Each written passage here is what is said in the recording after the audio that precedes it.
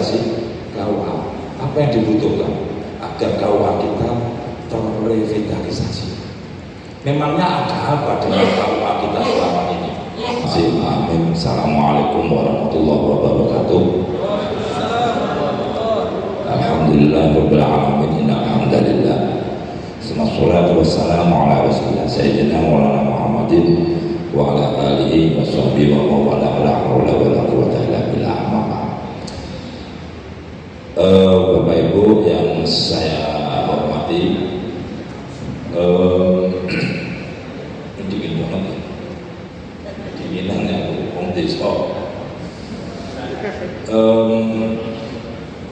para rekan-rekan sejawat dari Direktorat Bina KUA dan Keluarga Sakinah yang saya banggakan, ada Pak Kasudin, ada Pak Subkoordinator, sekarang udah nggak ada kepala seksi lagi, karena rumahnya kepala digabung dengan seksi itu nggak match, kepala kok seksi.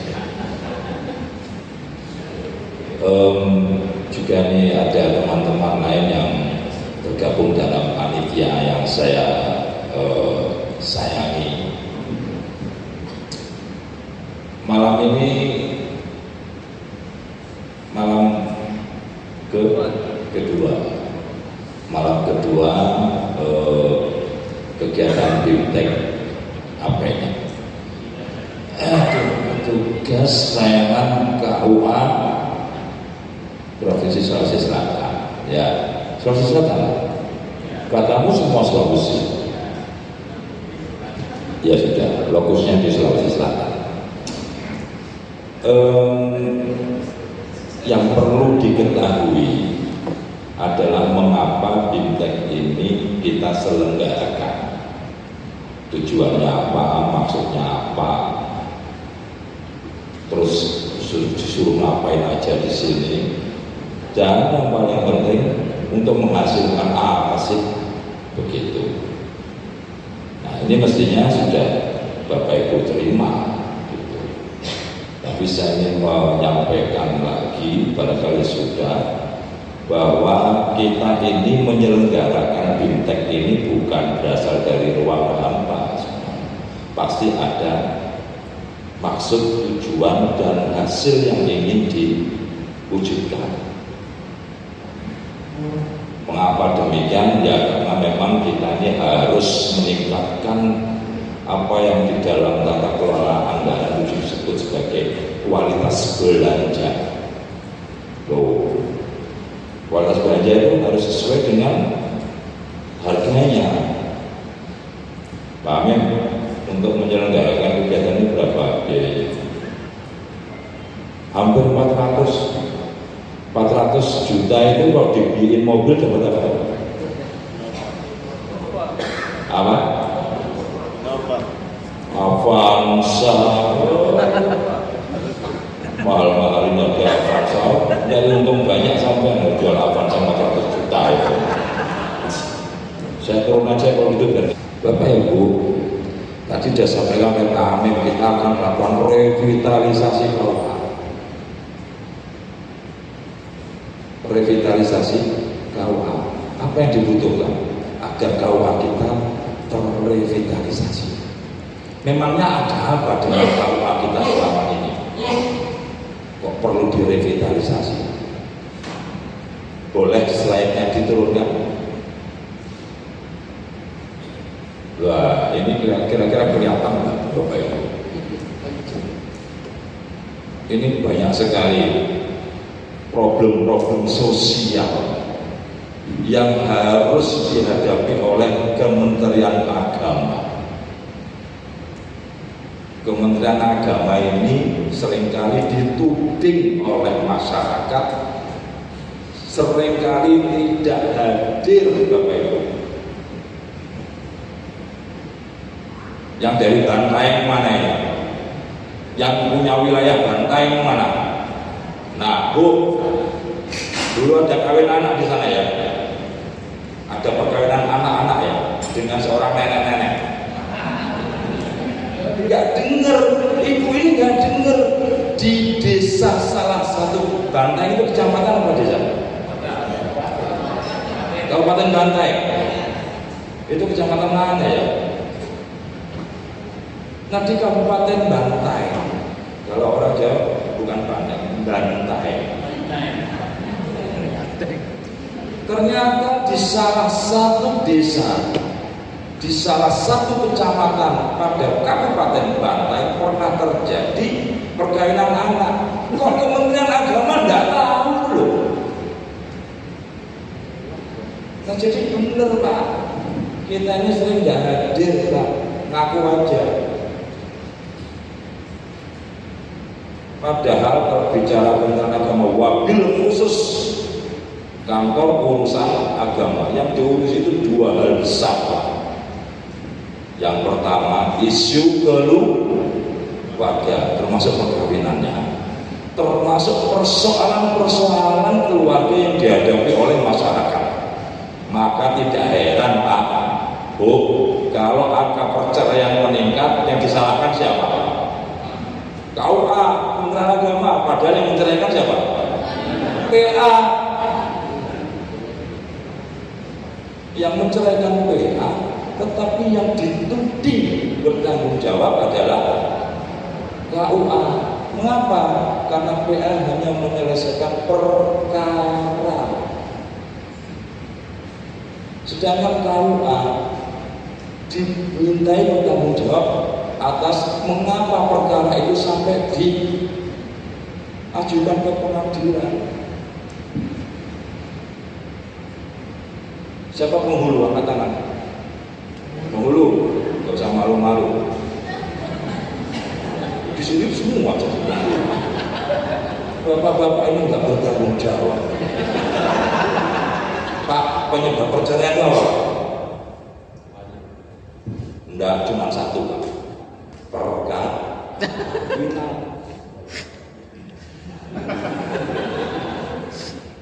Wah, ini belum cerdas ini. Ini belum cerdas. Yang penyebab perceraian itu banyak, betul Pak. Saya cuma canda aja. Tapi benar Pak, penyebab perceraian itu perkawinan Pak. Tidak ada perceraian kalau tidak ada perkawinan. Itulah kenapa para penghulu harus bertanggung jawab. Karena kau yang memulai. Kau yang memulai perceraian itu.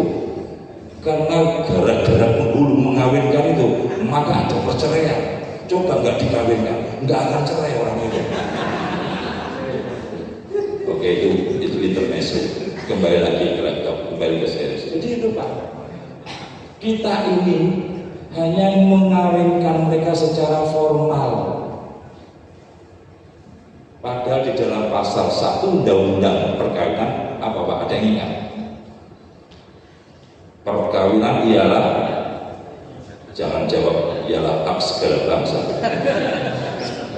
Maka oleh sebab itu perkawinan di atas dunia ini harus dihapuskan. Hak segala bangsa. Perkawinan ialah ikatan lahir batin antara seorang pria yang disebut undang-undang pria dan seorang wanita sebagai suami istri. Itu dulu, masih panjang belakangnya, tapi saya ingin jelaskan itu. Perkawinan ialah ikatan lahir batin. Perhatikan itu, ikatan lahir batin. Antara lahir dan batin ada selah, dikasih apa? Dikasih tanda hukum nggak? Kata hukum. Lahir dan batin atau langsung lahir batin? Lahir batin. Artinya apa? Satu frasa, satu kata majemuk. Itu satu kata maksudnya. Lahir batin, tapi kata majemuk. Karena kenapa majemuk? Karena terdiri dari dua kata yang dijadikan satu frasa, yaitu lahir batin. Bukan lahir dan batin. Artinya apa? Ikatan lahir dan ikatan batin itu satu keping seharusnya. Betul. Jadi tidak bisa ikatan lahir tanpa ikatan batin. Kok nanti dengan tujuan membentuk keluarga yang bahagia dan kekal berdasarkan keutamaan yang masa terwujud. Lanjutannya tadi, dengan tujuan membentuk keluarga yang bahagia dan kekal berdasarkan ketuhanan yang masa. Kalau hanya ikatan lahir saja, apakah akan terwujud keluarga yang bahagia dan kekal berdasarkan ketuhanan yang masa? Tanpa ikatan batin, enggak ada. Tetapi Bapak Ibu, saya ingatkan para penghulu yang ada di sini, dengan akad nikah, dengan buku nikah yang Bapak keluarkan itu, ikatan apa yang terwujud? Ikatan lahir, ikatan batin, atau ikatan lahir batin? Ikatan apa yang terwujud? Batin. Jadi gara-gara buku nikah itu suami istri cinta terus. Ada jaminan nggak buku nikahnya masih utuh, licin, mengkilat, nggak lecak sama sekali? Ikatan batinnya pasti. Semakin licin, semakin rapi, semakin baik buku nikahnya, maka rasa cinta dan kasih sayang mereka semakin meningkat. Ada hubungannya? Ada hubungannya? Ada. Dedek, saya sayang kita ini kalau tidak saling mencintai. Buku nikahnya saja masih ikatan baru. Jawabannya betul. Buku nikah ini merepresentasikan, mewakili ikatan apa? Lahir.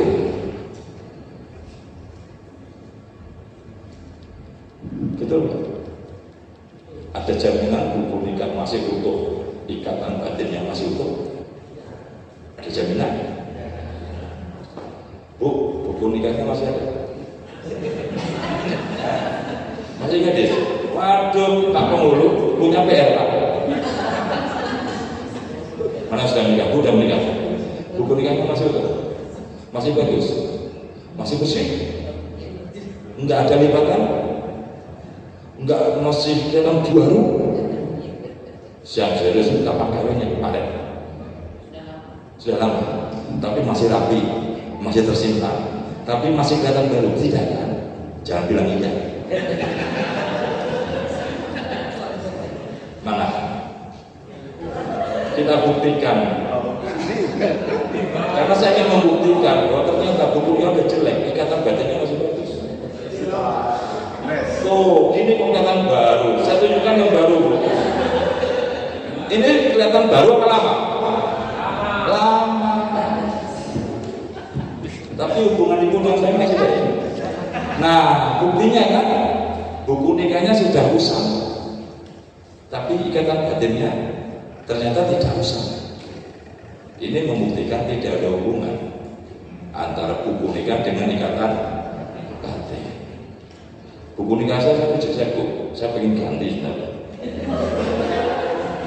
Pura-puranya rusak gitu ya, lapor ke polisi terus minta yang baru, kan dapatnya seperti ini kan. Tapi katanya, oh jangan, ini prasasti, jangan diganti. Oh ya betul juga, ya sudah kita pelihara saja.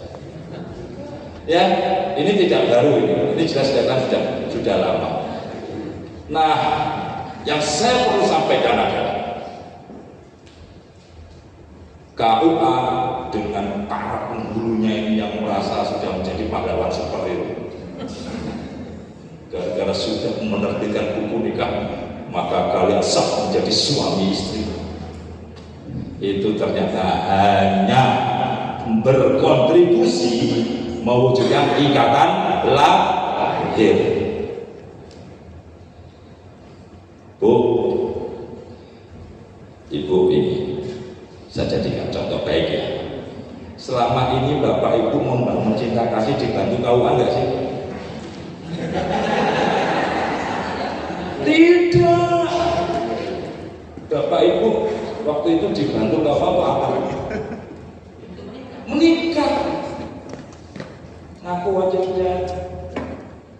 KUA tidak bertanggung jawab terhadap nasib perkawinannya sudah diikatkan itu. Bapak Ibu ini cari sendiri, betul. berusaha sendiri, ada masalah sendiri. Itulah. Itu mulah kita selama ini.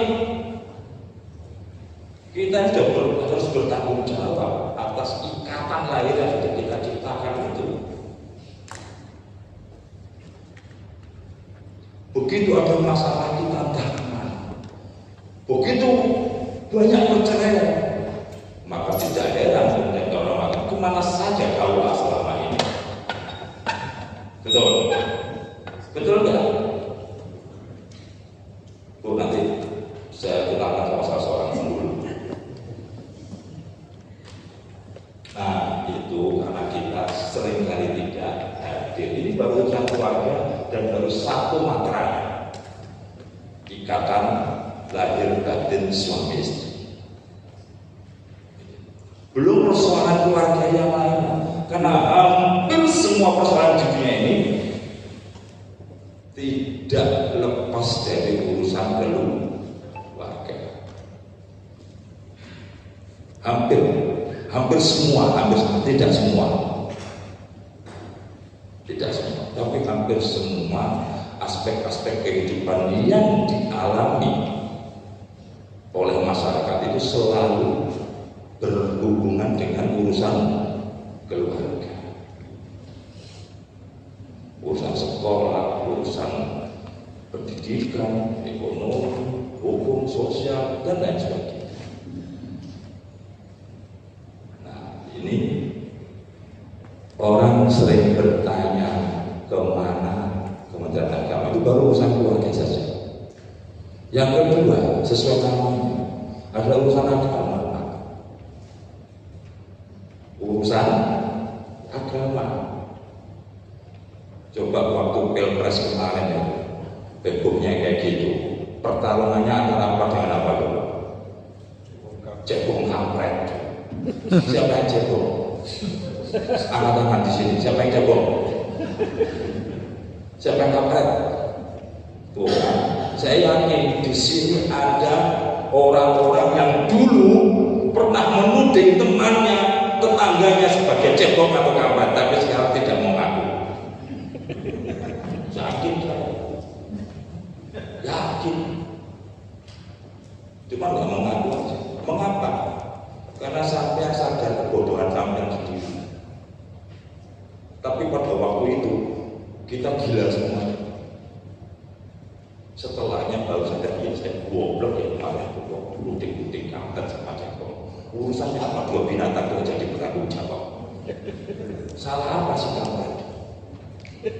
Salah apa sih cebong? Bukan itu maksudnya. Itu urusan apa sebenarnya? Yang dituduh sebagai kampret itu siapa sebenarnya? Yang dituduh sebagai cebong itu apa? Ini sebenarnya urusan apa? Kok kita terlibat pada sebuah persoalan yang tidak masuk akal ini? Ini sebenarnya masalah apa sebenarnya? Masalah cebong dan kampret berteman. Mereka sekarang berteman sedang bermain tabung kali. Dan sebentar lagi ini terus lagi hati-hati. Entah apa istilahnya, atau kemudian kembali membuka file lama supaya konsolidasinya lebih gampang. Itu kemarin itu urusan bebas karena agama dipolitisasi. Betul kan? Agama dipolitisasi, akhirnya orang terpecah. Nah ini urusannya KUA juga. Biasa sampai ke kantor urusan agama.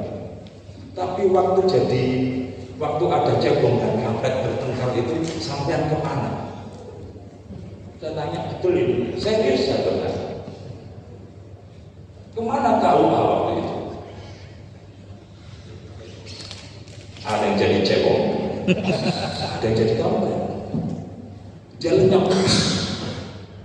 Ada yang melebur ke cebong, ada yang melebur ke kampret. Dia lupa bahwa dia harus berdiri di tengah menjadi umatan wasako.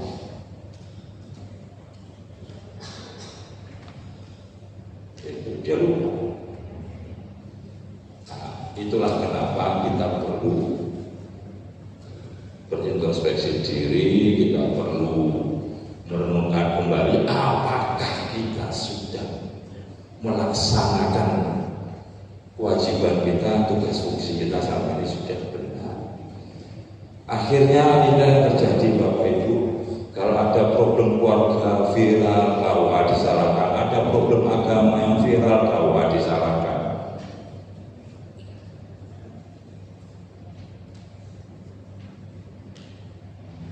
Ini hanya sebagian saja, yang di depan ini hanya sebagian dari persoalan-persoalan yang ada di masyarakat.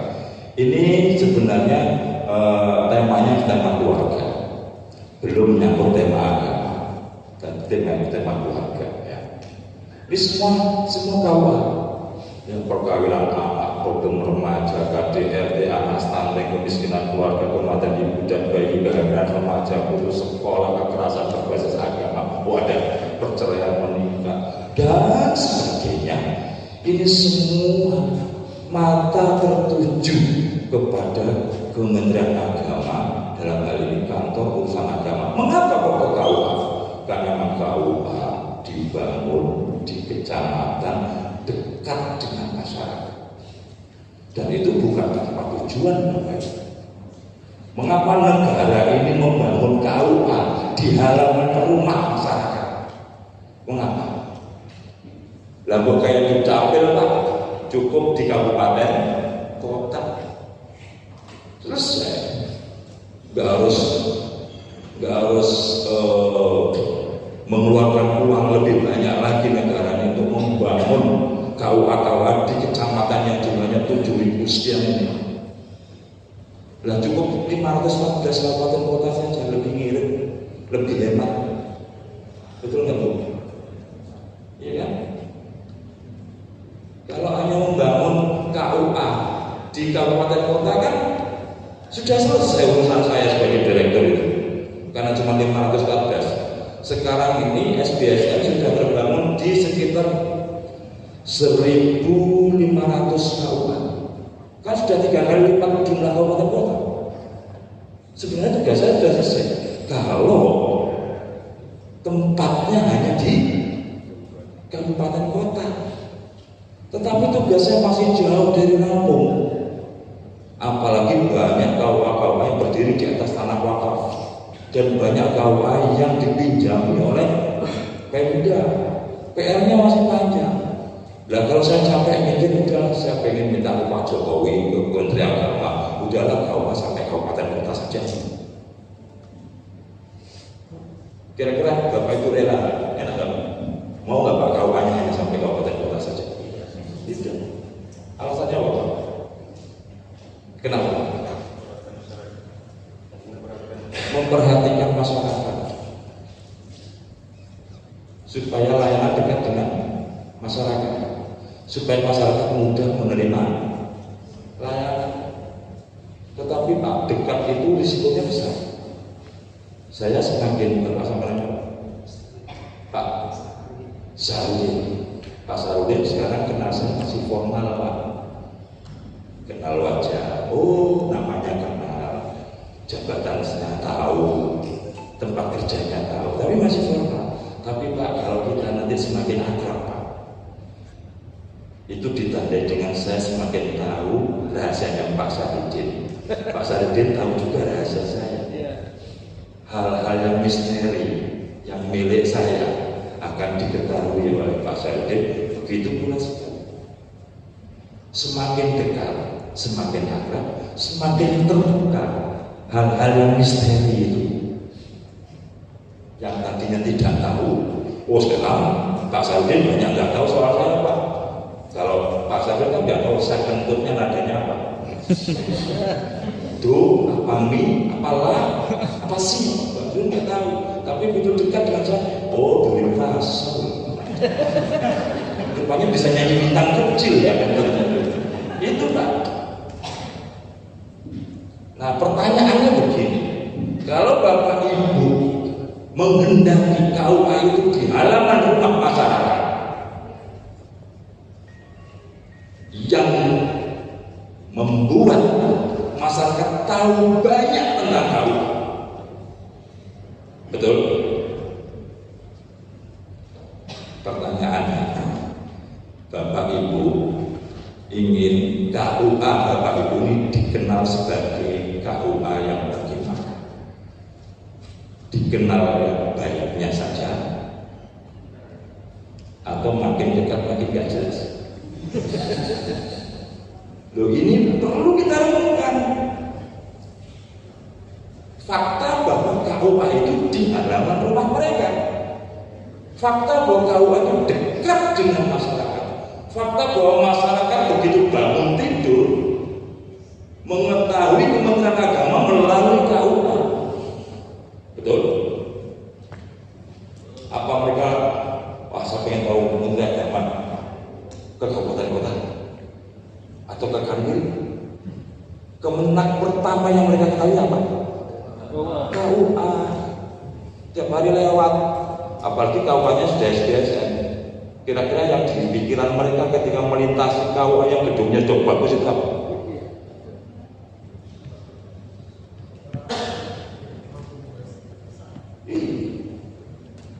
Ada harapan nggak dari mereka itu? Ada ekspektasi nggak muncul di kepala mereka? Wow, nanti kalau saya kesini pasti begini.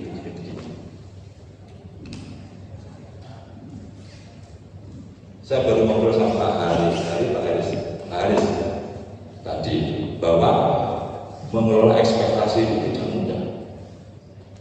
Begitu masyarakat melihat gedung KUA itu bagus, ekspektasinya meningkat. Wah pasti layanannya bagus, wah pasti orangnya pinter-pinter, wah pasti penampilnya bersih-bersih, rapi-rapi, nggak ada yang sandaran. Pasti naruh tata letaknya pasti rapi, nggak ada lagi kursi yang berserakan, wah mejanya pasti bersih. Belum tahu nih. Kalau tahu itu kayak rumahnya sendiri, naruh lampu meja di mana di rumah, ya di kamar di situ juga naruhnya. Habis sholat naruh jilbab di mana di rumah, ya di situ juga kalau di kamar. Jadi kalau masuk ke dalam itu ada jilbab di sini, sapu di mana, lapel di mana, itu persis di rumahnya sendiri. Pada ekspektasinya udah tinggi. Wah, gedungnya bagus, pasti KUA-nya rapi. Nah, pertanyaan kembali relevan. Jadi kita ingin dikenal apanya, Pak, Bapak Ibu? Baiknya atau berantakan?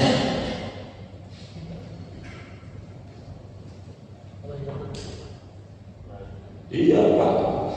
Menata ruangan rapi supaya pengunjung itu nyaman itu layanan. Bapak menyapa orang baru belum menyapa Pak. Bapak Ibu yang di front office ini. Orang melihat Bapak senang itu silakan. Jadi wajah kita ini cermin hati kita, memang betul. Wajah itu cerminan hati.